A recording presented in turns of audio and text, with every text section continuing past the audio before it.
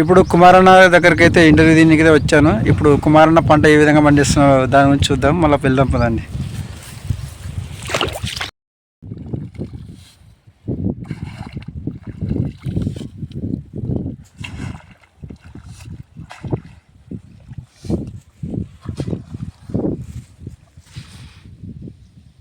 మందు వేసుకునే విధంగా చూడండి, కలిపిన యూరియా మొత్తం ఇట్లా కలుపుకొని ఒక సంచి లేగేసుకొని భుజాన్ని వేసుకొని ఇప్పుడు చల్లబోతున్నారు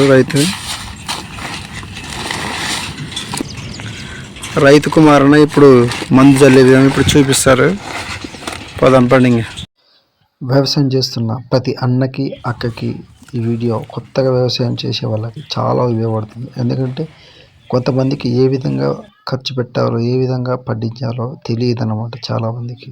మళ్ళీ మన ఛానల్లో అయితే ప్రతి ఒక్క వీడియోలో పూర్తిగా చూసినట్టయితే ఒక్క వీడియో ఏ విధంగా పండిస్తే ఏ విధంగా రేట్లు ఉంటాయి, ఏ విధంగా రేట్లు ఎక్కువ ఉంటాయి, ఏ విధంగా ఏ పంట వేస్తే బాగుంటుందని పూర్తిగా అర్థమవుతుంది.